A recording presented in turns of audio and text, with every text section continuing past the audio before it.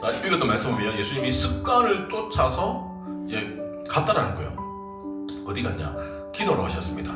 예수님이 한때 이제 간질한 자를 이제 치유하여 주시고 이렇게 말씀하신 적이 있습니다.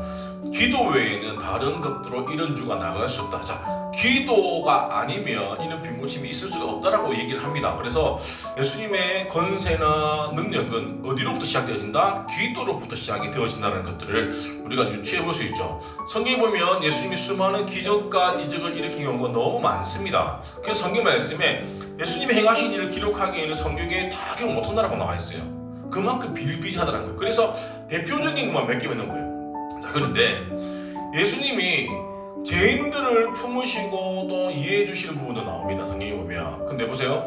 사람들은 예수님은 하나님의 아들이기 때문에 신성이 있기 때문에 기적도 베푸시고 능력도 베푸시고 또 죄인들을 용서해 주시지 않았을까라고 대부분 그렇게 생각을 합니다. 그래서 우리는 예수님처럼 할 수 없어, 아니 안 해 라고 이제 단정을 짓죠. 그래서 내가 할 수 있는 범위만큼만 신앙생활을 하는 사람이 대부분이에요. 자, 그런데 보세요.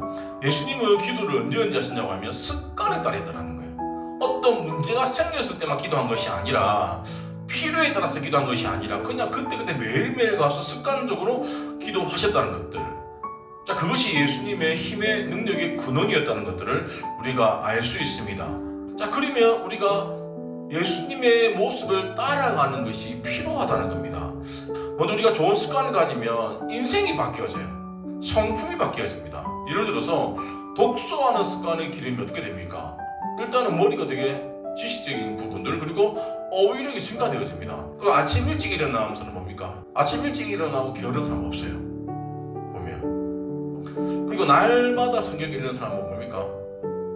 날마다 평생 하나님 말씀이 우리 인생 가운데 기준이 되어져서 말씀의 조명을 받고 살아갈 수가 있어요. 매일 성경 보시는 분들.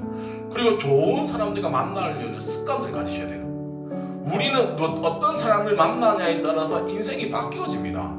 그러니까 습관이 되어지려고 하면 반복되는 게 있어야 되는데 우리가 반드시 좋은 습관도 있고 나쁜 습관도 있겠죠. 좋은 습관을 길러는 게 너무너무 필요하다. 이것이 매일매일의 반복되는 훈련이 되어지지 않았을 때는 힘들다라는 거예요. 기도도 마찬가지입니다. 매일매일 교회는 오는데 기도하러 왔으면 기도를 해야 되는데 그냥 앉았다가 자리만 채우다가 시간만 때우다가 가는 사람들이 있어요. 그건 기도하러 온 게 아니에요. 기도하러 왔으면 기도를 해야 되는데 그냥 분주한 생각으로 막 뜬금 잡다가 가버리는 기도한 게 아니라는 거예요. 특별히 철야 때 아이들이 어느 순간씩 중간고사 되면 애들이 기도를 안 합니다. 진짜 이 아이의 영혼을 생각한다고 하면 뭐가 중요하고 뭐가 덜 중요한지 부모가 기준이 서서 아이들에게 제시를 해줘야 되고 아이들을 이끌어주는 게 너무너무 필요하다는 것들을 우리가 기억하셔야 됩니다. 성경은 먼저 성공한 사람과 실패하는 사람의 특징을 말하고 있는데 실패하는 사람의 특징이에요. 자, 어떤 습관입니까? 어려서부터 하나님 목소리를 듣지 아니했다라는 거예요. 그런 사람은 뭡니까? 망할 수밖에 없다라는 거예요.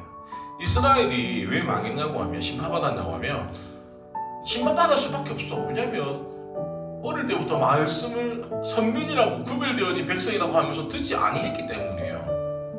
자, 그러면 성공하는 사람은 어떻게 특징이 있냐 해볼게요. 자, 왕의 도장이 뭐냐고 하면 그 당시 다리오 왕이 다니엘을 총리로 이제 세우려고 하는데 그 있는 사람 신하들이 다니엘을 시기 질투해가지고 막 이 사람을 어떻게 하면 못하게 왕의 신임을 못 받게 할까 막 의논을 하다가 다니엘이 보니까 하루에 3번씩 기도하는 모습을 봤어요. 그래서 이 사람들이 잠깐 모여가지고 왕한테 가가지고 왕이시여 30일 동안 신이든 사람이든 왕 외에 그 어떤 사람들한테 절을 하게 되면 사자굴에 넣기를 하십시다. 왕이 듣기로는 왕 외에는 절하지 말라고 하니까 왕 입장에서 어떻습니까? 괜찮죠?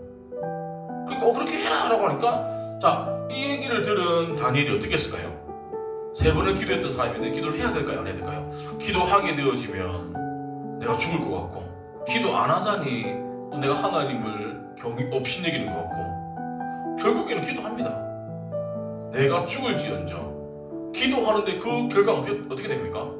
사자굴에 들어가지만 살아나온 일을 경험하죠. 그래서 다니엘이 또 어떻게 됩니까? 또 받아집니다. 뭐냐고 하면 성공하는 사람은 하나님의 얘기를 잘 듣는 사람이에요. 소통을 잘하는 사람이에요. 우리가 하나님을 제대로 알려고 하면 소통을 하셔야 됩니다. 친밀한 관계 유지되어졌을 때 그것들이 내가 하나님께 나아가는 것이 설령 우리 가운데 손해가 되어진다 할지라도 하셔야 되는 거예요. 그게 우리가 성공할 수 있는 방법이라는 거예요. 두 번째, 개혁 성경에는 시험에 들지 않게 기도하라고 얘기합니다. 이 말이 뭐냐고 하면 기도는 시험 들기 전에 해야 된다는 거예요. 시험이 있고 나서 기도하는 게 아니라 자 뭐냐? 이걸 반대로 얘기하면 기도하면 뭐가 들지 않는다? 시험에 들지 않는다라는 거예요. 쉽게 얘기하면. 근데 우리는 어떻습니까? 순서가 바뀌었죠. 어려운 일이 생겨야지만 뭐한다? 기도한다라는 거예요. 예수님이 제자들 데리고 와가지고 감난산에서 기도하셨을 때 깨어서 시험 되지 않기 위해서 기도해라라고 했는데 만약에 그들이 기도했다라고 하면 어떻게 됐을까요? 예수님이 체포되어지고 십자가 지시는 그 과정 가운데 제자들이 다 뿔뿔이 흩어졌을까요? 아닙니다. 끝까지 있었을 거예요. 근데 깨어있지 않고 기도하지 않았기 때문에 다 뿔뿔이 없어지고 그나마 수제자라고 했던 베드로 뭡니까? 예수님을 3번이나 부인하는 그런 어처구니 없는 일을 벌이잖아요. 기도하지 않기 때문에 어려운 일을 만났을 때는 무기력하게 당할 수밖에 없다는 겁니다. 근데 그들이 기도하기 시작합니다. 사도행전 넘어가가지고 기도해서 성령을 받고 나서는 어떻게 되어지냐? 모든 상황들을 압도해버리는 거예요. 예수 믿는다라고 잡혀갔음에도 불구하고 당당하게 복음을 전하는 사람들, 내가 십자가의 죽음에서도까지도 그 전에 두루 벌벌 떨며 도망갔던 자들이 아무도 없었다라는 거예요. 결국에는 기도함으로 말미암아 우리 가운데 하나님이 당당해질 수 있는 힘을 주신다는 거예요. 그래서 주기도문에 보면 이렇게 얘기하고 있죠. 시험에 들게 하지 마시옵고는 시험에 들기 전입니까 후입니까? 전에 기도하는 거잖아요. 그래서 기도는 우리가 문제가 생기고 하는 것이 아니라 문제가 생기기 전에 기도하면 자 기도한다고 일어날 일이 일어나지 않지는 않습니다. 그런데 그 문제를 이겨낼 수 있는 힘과 용기가 생긴다는 거예요. 예수님이 십자가 지시기 전에 이 잔을 피할 수 있으면 피하고 싶습니다. 아버지 뜻이라고 하면 원대로 하시옵소서.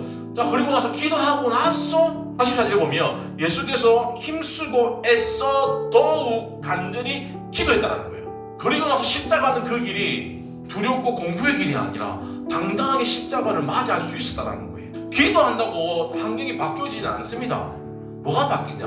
내가 바뀐다는 거예요. 내가 바뀌어지니까 어떤 문제가 오더라도 한번 버텨볼 수 있다는 거예요. 근데 성경은 어떻게 기도해라 하냐고 하면 항상 하라는 거예요. 문제가 있을 때 하는 게 아니라 자 계속은 뭡니까? 항상이죠. 자 물어보겠습니다. 기도는 언제 해야 됩니까? 그게 진짜 중요하다는 것들. 땀방울이 핏방울 될 정도로 예수님이 기도를 하셨는데 자 그 기도는 하나님의 뜻을 꺾는 기도가 아니라 예수님의 뜻을 꺾는 기도였다는 거예요. 자, 기도라는 것들은 우리가 보면 사람들이 하나님의 뜻을 꺾으려고 되게 많이 해요. 내가 원하는 대로만 자꾸 기도해요. 그래서 어떤 사람들은 간절히 기도하기도 하고 금식 기도하기도 하고 소리 지르면서 기도하기도 해요. 근데 그 뜻이 기도하는 것이 하나님의 뜻과 관계없이 하나님의 뜻을 꺾어가지고 내가 원하는 대로 기도를 하는 것들은 뭡니까? 잘못된 기도라는 거예요. 자 중요한 거는 기도는 내 뜻을 꺾는 것이지 하나님의 뜻을 꺾이는 게 아니라는 겁니다. 보통 문제가 생기면 대부분 문제의 근원은 누굽니까? 나예요. 문제를 해결하려고 하면 문제가 뭔지를 찾아야지 자꾸 새로운 환경에 노출되어진다고 해서 문제가 절대 해결되지 않는다는 거예요. 자 케르 케고르가 어떤 말을 했냐? 기도는 하나님을 바꾸지 않고 기도하는 자를 바꾼다라고 얘기했습니다. 그 얘가 야곱의 기도인데 우리가 오해하는 게 이겁니다. 아 야곱은 하나님과 싸워서 천사와 싸워서 이겼는데요. 그래서 우리는 이길 수 있어요 라고 착각을 합니다. 근데 뭐냐? 그 앞에 어떤 말씀이 있냐고 하면 야곱이 이겼기 전에 먼저 야곱의 허벅지 관절을 깼다라는 거예요. 이미 야곱이 끼워졌다라는 겁니다. 끼워지기 때문에 뭡니까? 그가 그다음부터 받아들일 수 있는 거예요. 마찬가지입니다. 내 고집이나 생각을 꺾어야 된다는 거예요. 내가 항복하는 곳에서 하나님이 역사가 일어나는 거죠. 그래서 우리가 뭐 해야 됩니까? 반드시 기도가 우리 삶 가운데 습관적으로 드러나야 됩니다. 결국에는 우리 자녀 십자가에 못 박지 않으면 결국에는 믿음 안에 사는 자가 아니라는 것들을 기억하셔야 됩니다. 예수님이 기도하고 나서 보니까 이 제자들이 슬픔을 위해서 잠을 잤다 없다는 거 너무 애절하잖아요. 그냥 피곤해가 잔 게 아니라는 거예요. 기도를 하면 우리 가운데 살아갈 수 있는 뭡니까? 눈이 뜨이는 거예요. 중요한 게 뭐냐? 사랑으로 봐주지만 예수님이 그 뒤에 뭡니까? 깨어서 기도해달라고 책망을 합니다. 사랑하기 때문에 허용해 주는 게 아니라 사랑하기 때문에 내가 없더라도 살아갈 수 있는 뭔가를 예수님이 제시해주고 싶은데 그게 뭐냐? 기도해야지 성령을 받을 수 있다라는 거예요. 너네들이 내가 슬퍼함으로 슬퍼해서 사는 거 보니까 내가 너무 사랑스럽고 짠하지만 그럼에도 불구하고 너네들이 깨어서 기도해야 되는 이유는 내가 없더라도 성령을 받아가지고 너네들이 기도함으로 내가 없는 그 다음 사역들을 해내 나가야 되니까 깨어서 기도해달라고 책망을 하는 거예요. 그냥 단순히 잤다라고 책망하는 게 아니라는 것들을 우리가 기억하셔야 됩니다. 그래서 우리 옛말에 보면 미운 자식은 뭐 하나 줍니까? 떡을 주고 사랑하는 자는 뭘 줍니까? 매를 줍니다. 말씀 정리하도록 할게요. 예수님이 왜 기도하셨는지 우리 한번 돌아보셨으면 좋겠어요. 그냥 단순히 기도해라 하지 마라 이 부분이 아니라 우리가 기도했을 때 어떤 문제를 만나든지 간에 우리가 이겨낼 수 있는 힘이 생기는 것이고 또 하나 기도는 하나님의 뜻을 바꾸는 게 아니라 내 뜻을 꺾는 거예요. 내 뜻을 꺾었을 때 그때부터 하나님이 역사하기 시작하는 거고 제일 중요한 거 기도하면 사랑의 눈으로 바라봐진다는 거예요. 자, 그래서 기도는 언제? 고난이 오기 전에 하는 것을 우리가 기억하셔야 됩니다. 기도하도록 하겠습니다.